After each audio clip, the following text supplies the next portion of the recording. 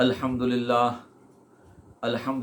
रब्बिल आलमीन वस्सलातु वस्सलामु अला खातमिल अंबिया वल मुरसलीन मुहम्मद व अला आलिहि व अस्हाबिहि व अहलि बैतिहि अजमाइन अम्मा बाद फ़अऊज़ु बिल्लाहि मिनश शैतानिर रजीम बिस्मिल्लाहिर रहमानिर रहीम इन्नल्लज़ीना युज़ूनल्लाह व रसूलहु लअनहुमुल्लाहु फ़िद दुनिया वल आखिरह व अअद्द लहुम अज़ाबन मुहीना क़ालल्लाहु तबारक व तआला फ़ी मक़ामिन आखर इन्नल्लाहा व मलाइकतहु युसल्लूना अलन नबी या अय्युहल्लज़ीना आमनू सल्लु अलैहि व सल्लिमू तस्लीमा अल्लाहुम्मा सल्लि अला मुहम्मदिन व अला आलि मुहम्मदिन कमा सल्लैता अला इब्राहीम व अला आलि इब्राहीम इन्नका हमीदुम मजीद अल्लाहुम्मा बारिक अला मुहम्मदिन व अला आलि मुहम्मदिन कमा बारकता अला इब्राहीम व अला आलि इब्राहीम इन्नका हमीदुम मजीद। मुअज़्ज़िज़ ख़वातीन व हज़रात, आज 9 मुहर्रम अल हराम है और हम 10 मुहर्रम अल हराम में दाखिल होंगे। रात में 10 मुहर्रम अल हराम की यूँ तो बड़ी फ़जीलत है, बहुत से अहम तरीन वाक़यात इस 10 मुहर्रम को पेश आए हैं। फ़िलहाल उनकी तफसील में जाने का वक्त नहीं है, मौजू नहीं है। आज का जो टॉपिक है, आज का जो मौजू है, वो वाक़या करबला, शहादत इमाम अली मकाम इमाम हुसैन रज़ियल्लाहु ताला अन्हो और उनके अहले बैत। इससे मुताल्लिक़ मुख्तलिफ़ तबक़ात के अपने अपने नज़रियात हैं। एक तबका वो है जो इमाम अली मकाम और मुखालिफ को एक आम जंग की शक्ल में समझता है। उनका ख़याल ये है कि ये 2 शहज़ादों की जंग थी, या अगर 2 शहज़ादों की जंग नहीं भी थी तो इमाम हुसैन की जो शहादत है, वो जो शहीद हैं, उनका जो मामला है वो शहीद मज़लूम हैं, शहीद इस्लाम नहीं है। यानी उनकी जो जंग थी ये इस्लाम के लिए नहीं थी। एक तबका इमाम हुसैन को बड़ा मकाम देता है। हम कहाँ खड़े हैं, हमारा क्या मौक़िफ़ है, हमारा क्या नज़रिया है, इस पर थोड़ी बात करनी है।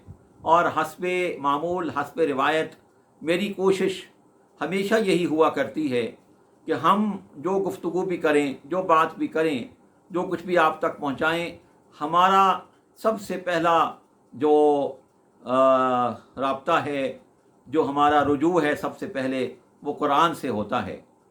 अब यहाँ पे एक सवाल पैदा हो सकता है कि ये वाक़या तो कुरान के नुज़ूल के बाद पेश आया, आप सल्लल्लाहु अलैहि वसल्लम के विसाल के बाद पेश आया, कुरान तो पहले नाजिल हो चुका। तो सवाल ये है कि क्या आप सल्लल्लाहु अलैहि वसल्लम के विसाल के बाद, कुरान के नुज़ूल के ख़ात्मे के बाद, क्या बाद में आने वाले जो वाक़यात हैं उसकी रहनुमाई कुरान से नहीं मिलती? हकीकत ये है कि अगर आप तलाश करें, अगर आप जद्दोजहद करें, अगर आप कोशिश करें, तो आपको कुरान से हर वाक़े की, हर मामले की रहनुमाई मिल सकती है। अगर किसी को नहीं मिलती तो वो उसकी अपनी कज नज़री हो सकती है, उसकी अपनी कम अहली हो सकती है। वरना हकीकत ये है कि इंसान अगर गौर व फ़िक्र करे, गौर व ख़ौज़ करे, तो कोई वजह नहीं है कि किसी भी मामले की रहनुमाई हमें कुरान से ना मिलती हो। लिहाजा इस मामले में भी हमें कुरान से रहनुमाई मिलती है। मैंने आज सूरह अहज़ाब की आयत नंबर 57 का इंतखाब किया है, जिसकी तिलावत आपके सामने पेश की है। अभी इसकी तर्जमा, इससे मुताल्लिक़ कुछ अहम बातें करेंगे।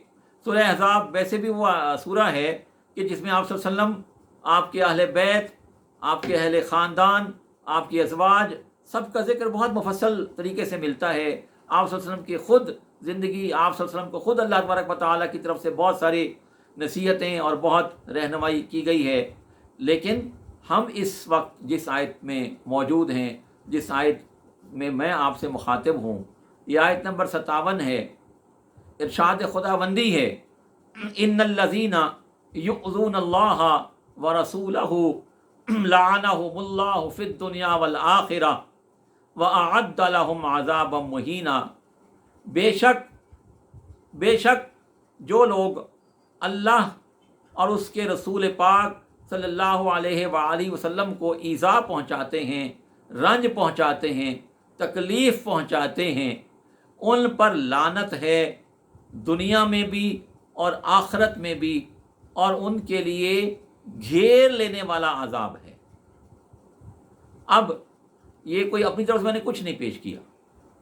اس کو اگر ون بائی ون سمجھنا چاہتے ہیں تب بھی سمجھ لیں. ان الذین بے شک یؤذون ایذا پہنچاتے ہیں, یؤذون ایذا پہنچاتے ہیں, رنج پہنچاتے ہیں, تکلیف پہنچاتے ہیں, یؤذون اللہ و رسولہ, اللہ کو اور اس کے رسول کو.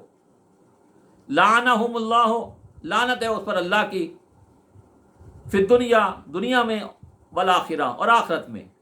اس کے بعد وَأَعَدَّ لَهُمْ عَذَابًا مُهِينًا, اور اہانت انگیز عذاب ہے ایسوں کے لیے. اب قرآن مجید کی یہ مختصر آیت کریمہ,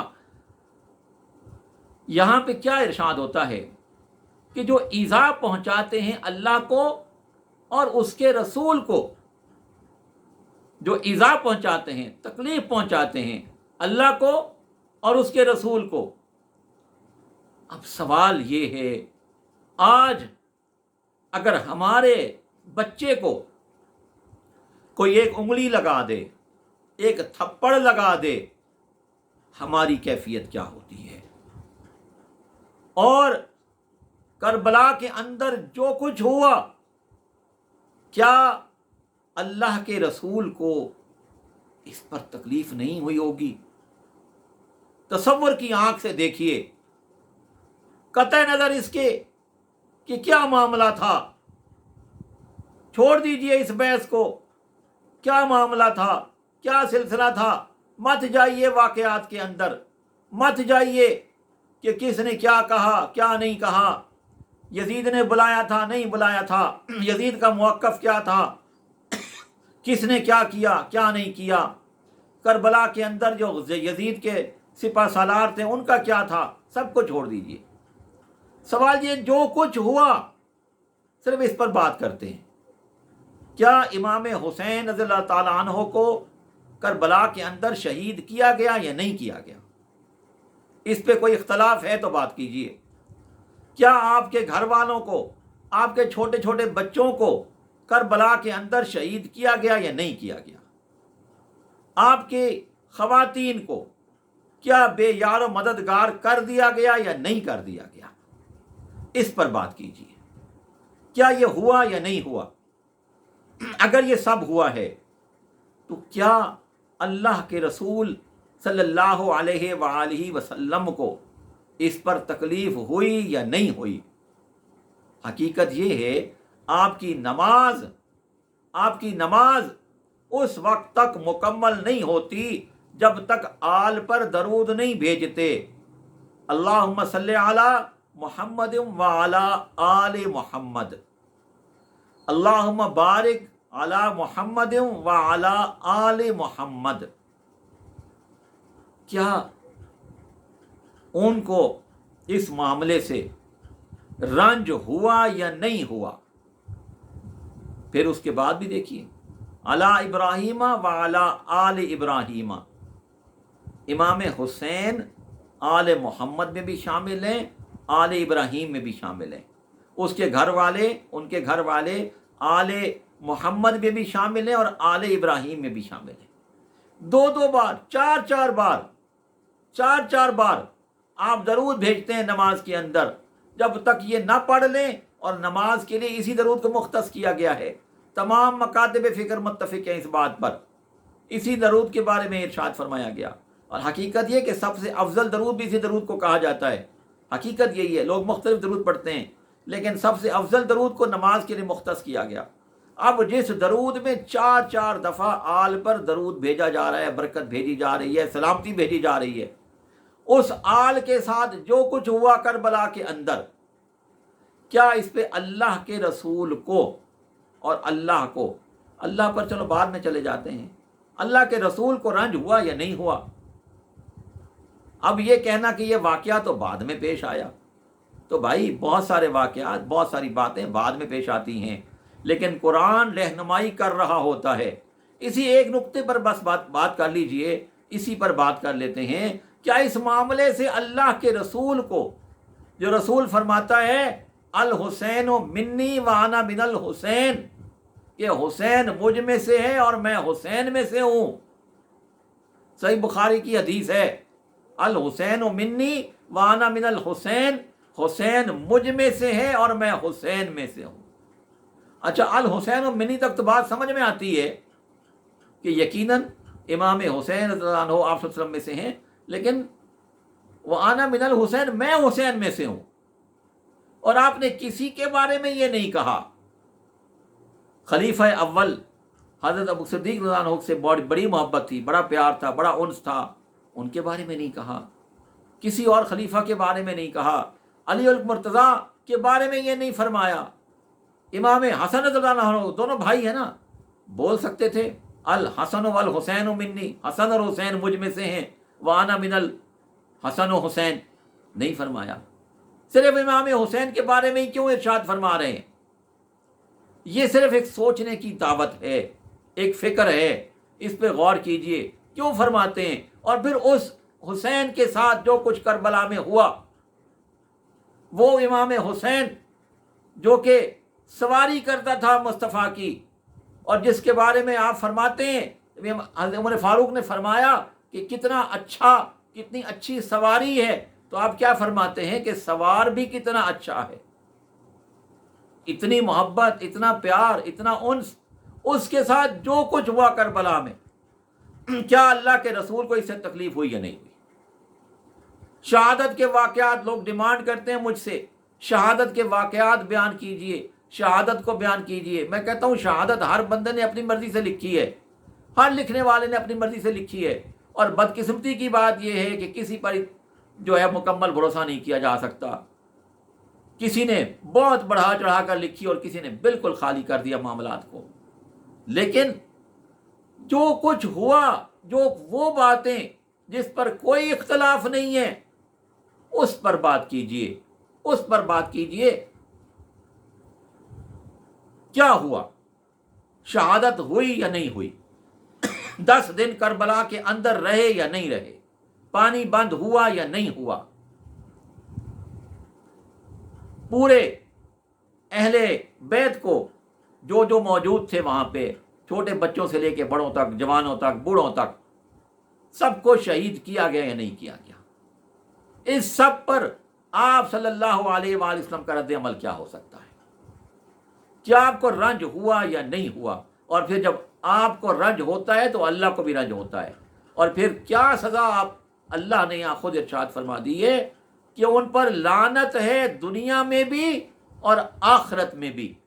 بات کو چھوڑ نہیں دیا، خالی دنیا پر بات کو کہہ کہ نہیں، دنیا میں بھی لعنت، آخرت میں بھی لعنت، اور اس کے بعد وَأَعَدَّ لَهُمْ عَذَابًا مُهِينًا، اہانت انگیز عذاب ہے، گھیر لینے والا عذاب ہے، یعنی وہ عذاب ہے جس سے یہ نکل نہیں سکیں گے، جس سے یہ بھاگ نہیں سکیں گے، جس سے یہ چھوٹ نہیں سکیں گے۔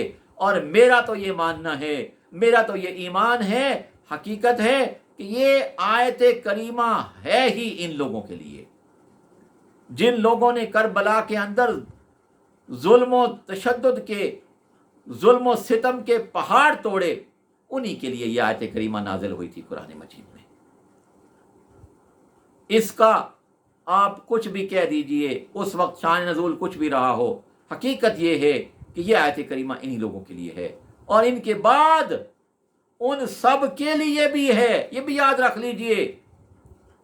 کیونکہ دیکھیے، جب دو فریق الجھتے ہیں، جو جس کی سائیڈ میں ہوتا ہے، پھر فرض کر لیجئے میرے بچے کی لڑائی کسی سے ہوئی، میرے بچے کو کسی نے تکلیف پہنچا دی وہاں پہ، اس کے بعد جب معاملہ آگے جائے گا، جو بچے میرے حق میں ہوں، میرے بچے کے حق میں ہوں گے، میں بھی انہی کے ساتھ ہوں گا، اور جو بچے میرے بچے کے لوگ میرے بچے کے مخالف ہوں گے، ان کی اگینسٹ ہوں گے، جو یہ کہیں گے یہ ذاتی لڑائی تھی، یہ اسلام کی لڑائی نہیں تھی، یہ دو شہزادوں کی جنگ تھی، پھر ان کا حال بھی انہی کے ساتھ ہوگا جو یہ کربلا والے جو کربلا میں جو کچھ کر رہے تھے۔ تو لہٰذا یہ ان سب کے لیے ہے، خالی کربلا والوں تک محدود نہیں ہے، یعنی جن لوگوں نے کربلا میں جو ظلم و ستم کے پہاڑ توڑے تھے ان کے لیے صرف نہیں ہے، بلکہ آج جو ان کے ساتھی ہیں، جو آج 1300 سال گزرنے کے باوجود جو ان کے ساتھی ہیں، ان سب کے لیے بھی ہے۔ ایک حدیث تو نہیں کہوں گا، ایک بات میں نے ابھی 1-2 دن پہلے ہی پڑھی، علامہ ابن سیرین تابعی ہیں، بہت بڑے تابعی ہیں۔ تابعی آپ کو پتہ وہ ہوتا ہے جو صحابہ کرام کی زیارت کرتا ہے، اور یہ وہ شخص ہیں کہ جو بہت سارے صحابہ سے انہوں نے کسب فیض کیا ہے، کم از کم بھی 50 سے زائد صحابہ سے انہوں نے کسب فیض کیا ہے، ان سے انہوں نے علم سیکھا ہے۔ وہ فرماتے ہیں، ان کی کتاب ہے تعبیر الرؤیا، اس میں وہ لکھتے ہیں، میں ان کے حوالے سے یہ بات کر رہا ہوں، میرے بعض دوستوں کو حوالے کی بڑی خواہش ہوتی ہے، تو وہ لکھتے ہیں کہ آپ صلی اللہ علیہ وآلہ وسلم نے اپنی زندگی میں خواب دیکھا تھا کہ ان کا خون کتا پی رہا ہے، اور وہ لکھتے ہیں کہ 40 سال کے بعد کربلا میں یہ خواب مکمل ہوا، اس خواب کی تعبیر سامنے آئی۔ اب سوچ لیجیے، میں نے کتاب کا حوالہ کہ مصنف کا حوالہ بھی آپ کو دے دیا ہے، آپ یہ کتاب پڑھ سکتے ہیں، اور میرے پاس اتفاق سے یہ کتاب موجود ہے، میں اس کا حوالہ پورا پیج نمبر بھی آپ کو، کسی کو بھی اگر اس میں کوئی شک ہو میں دے سکتا ہوں، آپ اس کو دیکھ سکتے ہیں۔ وہ لکھتے ہیں کہ آپ نے خواب دیکھا تھا کہ میرا خون کتا پی رہا ہے، اور وہ پورا آگے انہوں نے یہ لکھا کہ 40 سال بعد کربلا میں یہ خواب جو ہے وہ سامنے آیا، اور یہ اس کی تعبیر یہ تھی۔ تو آپ سوچ لیجئے، اب آج بھی اگر کوئی شخص ان کا حمایتی ہے، اور میں آپ کو بتاؤں ایسا نہیں ہے، بہت سارے ایسے لوگ، ایسے ادارے موجود ہیں، میں آپ کو بتا سکتا ہوں مختلف شہروں میں 10ویں محرم کو یہ ایک سلسلہ شروع ہو چکا ہے، لوگوں کو علم نہیں ہے، میں بتا سکتا ہوں، آپ مجھ سے پرسنل پہ رابطہ کیجیے، میں آپ سب کو بتا سکتا ہوں۔ مختلف شہروں میں، مختلف اداروں میں یزید کے حق میں آج کل جلسے ہوتے ہیں، یزید کے حق میں جلسے ہوتے ہیں، اور بڑے بڑے دلائل پیش کیے جاتے ہیں کہ یزید جنتی ہے، یزید مسلمان ہے۔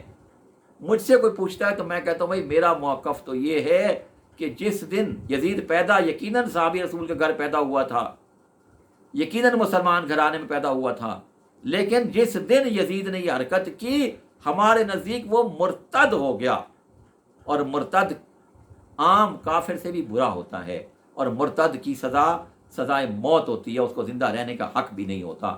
تو ہمارے نزدیک تو یزید مرتد ہے، پیدا یقیناً مسلمان گھرانے میں ہوا تھا، اس کے والد یقیناً صحابی رسول ہیں، اس میں کوئی شک نہیں ہے۔ ان کی ذات سے کسی کو اختلاف ہو سکتا ہے، کسی فیصلے سے کسی کو اختلاف ہو سکتا ہے، لیکن بہرحال مسلمان گھرانے میں پیدا ہوا تھا، صحابی رسول ہیں والد۔ لیکن جب یہ سب کچھ کیا، ہمارا نظریہ یہ ہے، اور قرآن کی روح سے نظریہ یہ ہے کہ یہ مرتد ہو گیا، مسلمان تھا لیکن مرتد ہو گیا۔ میں صرف اور صرف جو ہے اس واقعہ سے متعلق اپنا موقف، اپنی رائے قرآن کی روح سے، آپ کو اختلاف ہے مجھ سے بات کیجئے، قرآن کی روح سے، قرآن کی آیت، حوالہ سورہ احزاب آیت نمبر 57 حوالہ دے چکا، سورت کے متعلق بتا چکا، آپ پڑھ سکتے ہیں اس کا ترجمہ، اور مزے کی بات کسی بھی مسلک کا ترجمہ پڑھ لیجئے، مولانا فتح احمد جلندری کا ترجمہ پڑھ لیجئے، جو مسلک اہل دیوبند کا بہت بڑا عالم دین ہے، اور جس کا با محاورہ ترجمہ سب سے زیادہ کامن ہے، سب سے زیادہ استعمال کیا جاتا ہے، جتنے آپ کا میڈیا ہے انہی کا ترجمہ استعمال ہوتا ہے، ان کا دیگر کسی کا ترجمہ پڑھ لیجئے، اگر کسی میں کسی کو کوئی اختلاف نظر آتا ہے تو دیکھ لیجئے۔ تو یہ صرف آج کی اس شام، اس رات آپ لوگوں سے مخاطب ہونے کا مقصد صرف اتنا ہے کہ ہم قرآن کی روح سے اس واقعہ سے متعلق، باقی اس دن کو کیسے منانا چاہیے، تو بھائی کوئی شرعاً کسی بھی چیز سے منع نہیں ہے۔ کچھ لوگوں نے کہا کہ جی غم نہیں کرنا، کچھ لوگوں نے کہا جی کہ فلاں کام کرے فلاں، لیکن آپ کا اپنا دل جو چاہتا ہے۔ اتنا بڑا واقعہ ہوا، 6 ماہ کا علی اصغر شہید کیا گیا، 18 سال کا علی اکبر شہید کیا گیا، حضرت عباس علمدار شہید کیے گئے، ٹھیک ہے، جو کچھ ہوا تفصیل میں جانے کی ضرورت نہیں ہے۔ یہ وہ سب باتیں ہیں کہ جو مسلمہ حقیقت ہیں، میں صرف ان باتوں کا ذکر کر رہا ہوں جس پہ سب متفق ہیں، خواہ کوئی کسی بھی مسلک سے ہو، کسی بھی مکتبہ فکر سے ہو، سب متفق ہیں۔ اس پر ہمارا جو موقف ہے قرآن کی روح سے، وہ میں نے بیان کر دیا ہے۔ اب اس دن آپ کا جو دل چاہتا ہے وہ کیجئے، جو آپ کا دل چاہتا ہے وہ کیجئے۔ اس آیت، اس پورے واقعے کو قرآن کی اس آیت کی نظر سے دیکھ لیجئے ایک دفعہ، پھر جو آپ کا دل چاہے کیجئے۔ ہمیں کوئی لمبی چوڑی آپ سے گفتگو نہیں کرنی، لمبا چوڑا آپ سے کوئی وہ نہیں کرنا، صرف اس آیت کریمہ کے حوالے سے، اس آیت کریمہ کی روشنی میں، ورنہ بہت کچھ کہا جا سکتا ہے، بہت ساری باتیں کی جا سکتی ہیں، پورے واقعات پیش کیے جا سکتے ہیں کسی بھی مکتبہ فکر کی مختلف کتب کو اٹھا کے، لیکن نہیں کرنا۔ میں صرف اتنی بات کرنا چاہتا ہوں، اتنی بات کرتا ہوں جو مصدقہ ہوتی ہے، مسلمہ ہوتی ہے، جس میں کسی اختلاف کی گنجائش تک نہیں ہوتی۔